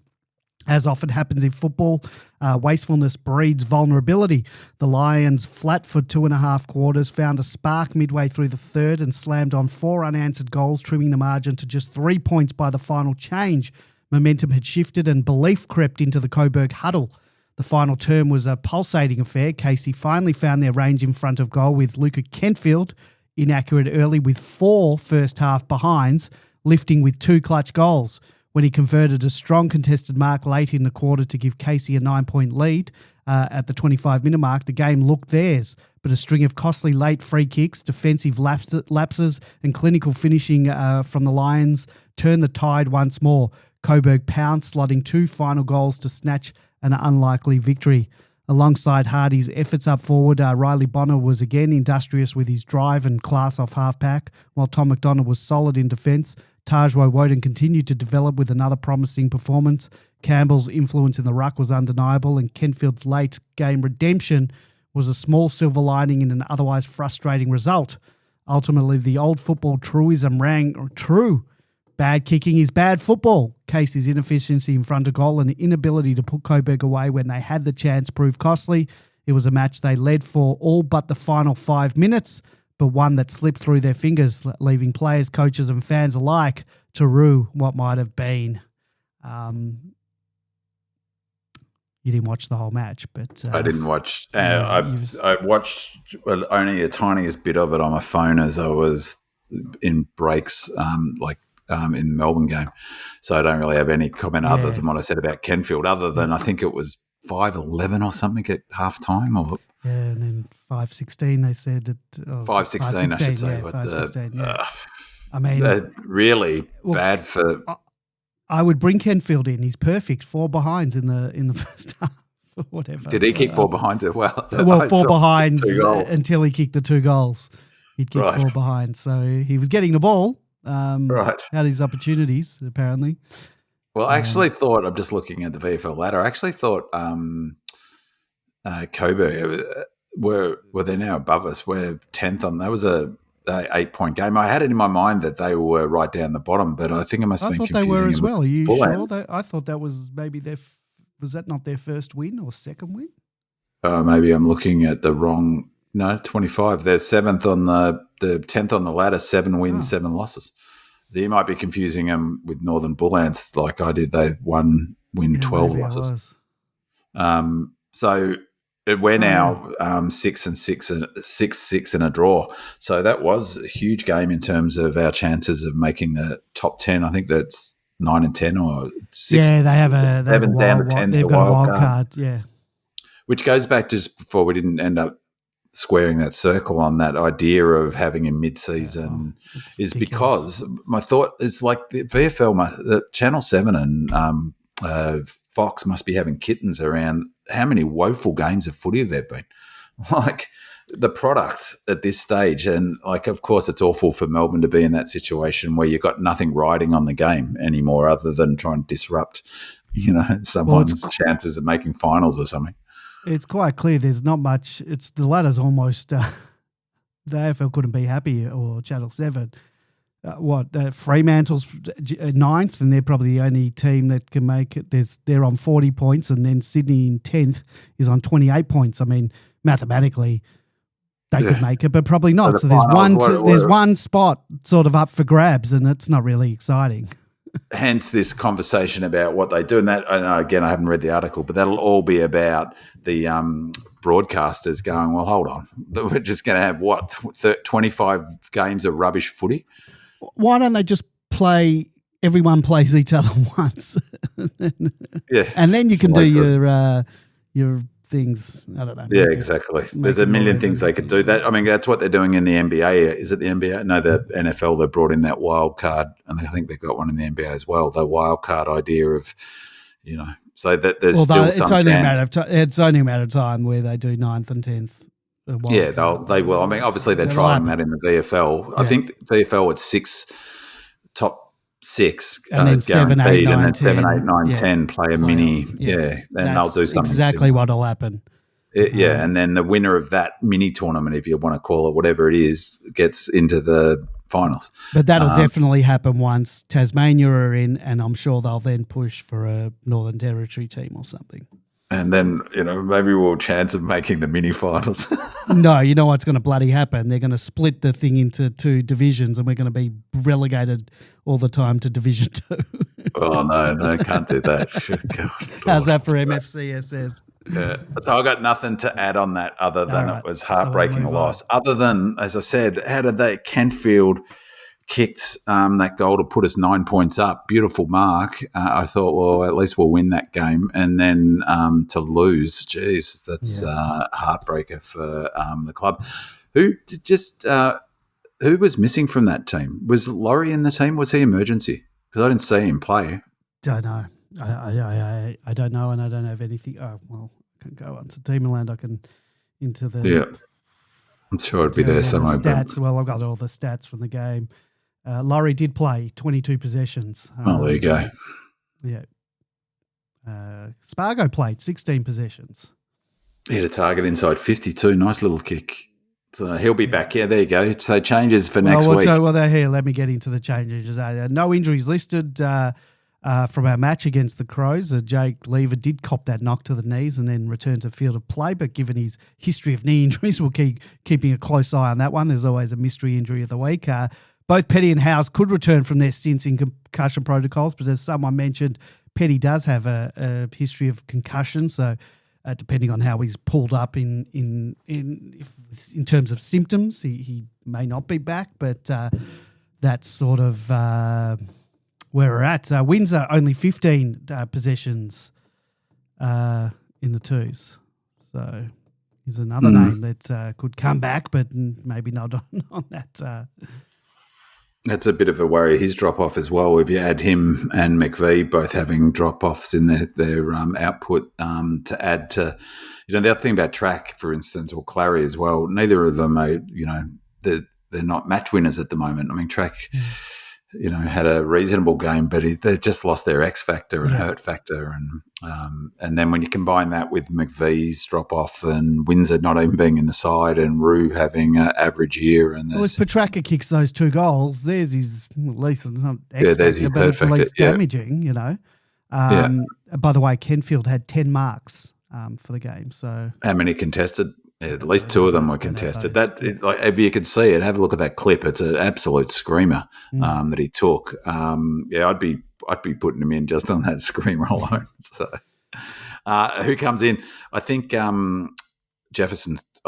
As much as what we just said, you've got to bring Petty in, and so what forward has to come out? So JVR's not coming out unless JVR's not coming out. So Jefferson comes out. Fritsch, but I can't see them doing that either. I think Sharp has to come out. I think Howes is an important player. They want him in because of his leg speed, so he comes back in as well. So I think Sharp will probably come out. I'd like to see Windsor back into that. So I don't know because I didn't see any of that game except a few grabs of it. Whether he was influential enough to deserve a call up, but. Again, I'd rather see him be playing senior footy rather than playing at Casey, just for thinking about next year. But it suddenly becomes an important game, doesn't it? Like this is not quite our grand final, but geez, it's things are crooking to Tilbrook if you're worrying about the importance of beating the Roos. So let me just read our thing. Demons finally returned to the MCG this Sunday for the first time in almost a month following the bye and 3 interstate games. They faced the Kangaroos, who dismantled the Demons by 10 goals all the way back in round 2. This match is the epitome of a late season dead rubber. So, Pim-Man, your preview of the match, and I'm just going to find, I saw today they have some injury concerns to some key players. I'll find that while. Well, you're finding that. So, I mean, what's interesting, they've like a meat and potatoes game. I remember the previous time we played them, I was saying how straight line they are and, we should beat them. And, of course, they beat us. Yeah. But they're, really they're interesting the way Clarkson's got them playing, but they're very much about the contest. They're 4th in centre clearances per game, 2nd in stoppage clearances. They're 1st in least opponent turnovers per game, which is a weird sort of stat. 2nd in team to opponent stoppages clearance per differential. And 3rd in clearances, 4th in rebound 50s, 1st in least opponent rebound 50s per game. But on the con side, they're 18th in least opponent tackles per game, which is a weird stat. 16th in marks, 14th in kicks, 17th in inside 50. So they definitely struggling to sort of transition the ball in the, they're playing a real meat and potatoes style, which is all about if they win the contest. It built around Jerry to a large, is that how you pronounce his name? Sherry. So, he's fantastic. I reckon he's just not far behind Mac, or not. He's 2nd to Max, I reckon, in terms of ruck that I've seen this year. Some say he's first. Who did you say is injured in their team? So I hadn't got to it yet. North Melbourne star Nick Larkey is in doubt for this weekend's clash against Melbourne as the Kangaroos goal kicker continues to battle knee soreness after copping a significant knock in the side's defeat. Larkey returned to the club sore over the weekend after bravely battling on through the side's last game. And it says the Kangas will monitor Larkey and let his symptoms settle in the early part of the week before testing his mobility and assessing his availability ahead of the Demons clash. It could be another brutal injury blow for North Melbourne, but All-Australian hopeful Tristan Sherry has been cleared after copping a series of knocks against the Bulldogs because he went off but passed the concussion protocol test on the night, and he's reported no symptoms of a delayed concussion across the weekend, having been monitored closely by the medical staff. I'd be testing that out early, Max.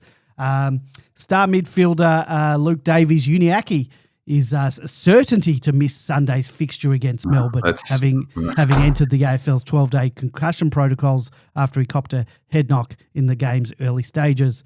George Wardlow is another who will continue to miss. That's a big one too, with the Kangas expected to give the star youngster an extended period of leave after he sustained his third concussion in a 12-month period recently. The club has been hopeful that Luke McDonald's shoulder and Luke Parker's soreness would only miss one match, while Zach Vischer was also managed against the Bulldogs after sustaining a hand injury the week prior. Charlie Cobden, who killed us last time, could return against Melbourne, although Aidan Corr calf and Jack Darling groin are expected to remain sidelined, while Jackson Archer ankle sustained another injury setback in the VFL over the weekend. Right. Who are their forwards then if Larky's going to be out and Darling's out? I was just looking at the odds. Part of that would explain the odds. Davies-Uniacke out, that's a big out as well. It's a massive out. We could win this. Huge out. Yeah. So for context, the game that we just played against the Crows, we were 440 to win that game, and the line was 25 points, 25.5. In this game, North Melbourne are 445 to beat us, and the line's at 26.5. We're $1.21 to win this game. Now, far be it from me to suggest that I'm putting all my money on North.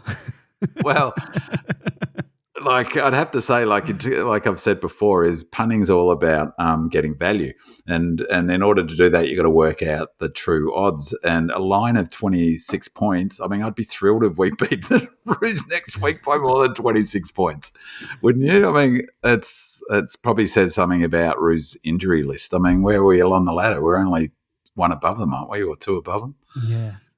So yeah, don't bet. But if you were going to bet, probably sneaky bet on the Roos line, because then you're not betting against Melbourne. You're just betting that we're not going to win by more than 26 points.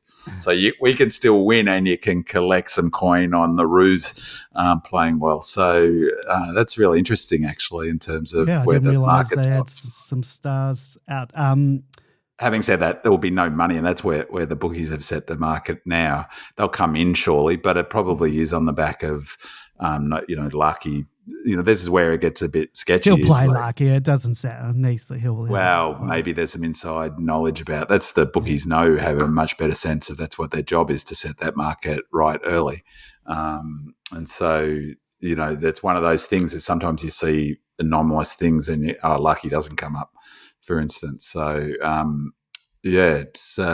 I'd be thrilled if we win by more than 26 points. So I reckon we'll win by 25, and I might put some money on the Roos to cover their line. No, I won't. I don't back against Melbourne. So, and just before we go, I forgot to mention when we were talking about Lever, how absolute dogged are the Adelaide fans. First of all, still booing they're him. still booing, but mind you, I mean, I can't talk because it was probably still booed Scully if he was playing these days. I wouldn't. But I'd never boo an expert. I held a grudge for a lot longer than I probably should have. But, I mean, he's been away for a long time. All right, you can boo him during the game, but you don't boo a player who's hobbling off the ground.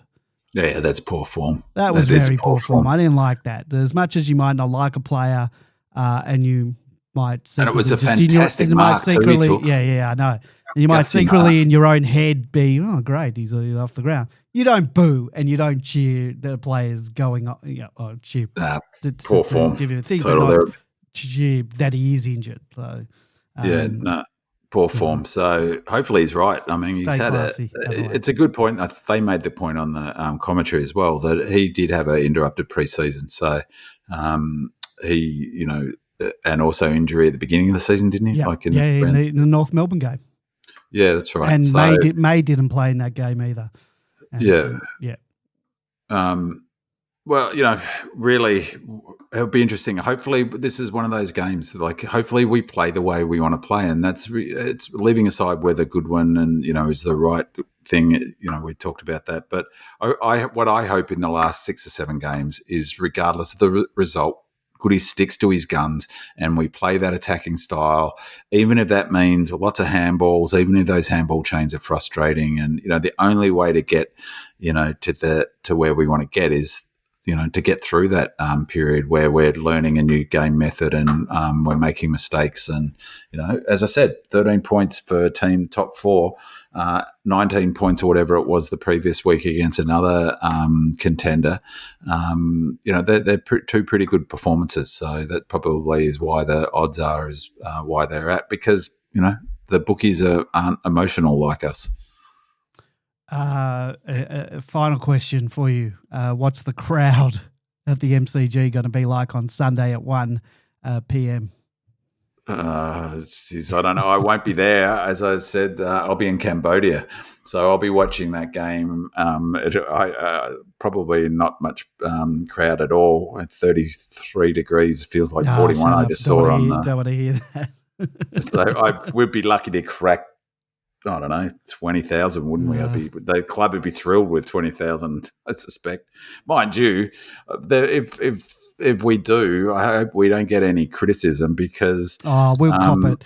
No one cops it. The crowd at the Roos, was it the Roos game or the Saints game at the? Yeah, no other team cops it like we cop it, and some of that is because people watch it on TV, and I've said it before. They're seeing the AFL members at a Melbourne game. So even if there are 20,000, they're going not on the numbers, they're going on what they're seeing on TV. And most of the crowd is on the camera side. And that's Melbourne members aren't also, it's a good point, but also Melbourne members aren't AFL members. We're MCC members. Thank you very much. Well, that's what I'm saying. I'm saying they're seeing the AFL members side of the ground, and it's not full. It looks very sparsely populated out from the cameras, what the cameras are pointing at. So automatically people see clips either on social media and see that, or watch on TV for a few minutes and don't see it. But no one else gets the criticism. Richmond have, and mind you, they're having a terrible year, but they don't cop the same criticism that we cop. When they have on Sunday and Sam Riap, it's going to be 34 degrees with 80% humidity. In Melbourne, 14. It's going to be 15 degrees, showers, possible rainfall, 0 to 4. The rain, partly cloudy, high chance of showers. Well, the rain that I've got on the precipitation on the app here is at 11 and 12 o'clock at night later that evening. Right. So windy, cold. Maybe 15,000 people. Yeah. I'll be there. You'll be there. Well, how many weeks has it been since a game at the MCG? It's been a while. I mean, I went up to the Gold Coast, but haven't. And I was at a neutral game a few weeks ago in Adelaide. I went to Port Adelaide, Sydney. I was away with some mates. And good win by Sydney. It was great. That was great. It was great because we were all, none of us obviously supported either team, so we took Sydney on. So I got an extra win this year. Right, well done. Good work. My own team.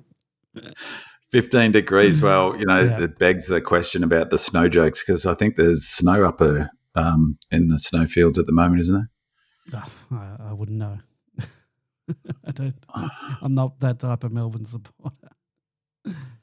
Well, I am the long-suffering type of Melbourne supporter, as are you, Andy, as are most D's fans. So that's the only sort of D's supporter that I recognise, long-suffering ones. Yeah, well, there's a lot of us out there. All right, so that's where we're going to leave it for tonight, and we'll be back next week to break down our round 18 match against the Kangaroos. Big man's going to join me, hopefully, if he's got some internet connection in Cambodia. If not, if he's not available, and I'm not sure on George's availability, might not be a show. I'm not fronting up on myself after a loss to North. That's for After sure. a loss. Jeez, Andy. Well, Come on. We have to lose because I'm putting all my money on North. So. No, just for the line. Just for the line. Just for the line. And with our accuracy, you'll be going, great, excellent that he missed that. If you want to listen to the show live as it happens, please head on over to demonland.com on Monday night at 8 p.m. after the Kangaroos match. Thank you to our 5-star reviewer on Apple Podcast. That was Pates87. And as always, your questions and comments are an integral part of this show. So thank you to the Demonland posters who submitted questions and comments. Thank you to Sad D, Dave, well, we're all Sad D, so that could be anyone. Dave, 1711, Hellfire, Dub, Doug Reamer, Strawberry Fields, Mandalorian, Lazy, Garbo, Spirit of Norm Smith, D Old Fart, Master Chief, Singer, and El Diablo 14. And thank you to my co-host, Binman, and thank you to you, our loyal listeners. Don't forget, leave us a 5-star review and a comment on Apple Podcasts, and we will read it out and give you that shout out on the next show. Go Demons. Go Red Leggers. Come on, Demons. Come on, Demons. Come on, Demons. Come on, Demons. Come on, come on, come on, come on, Demons.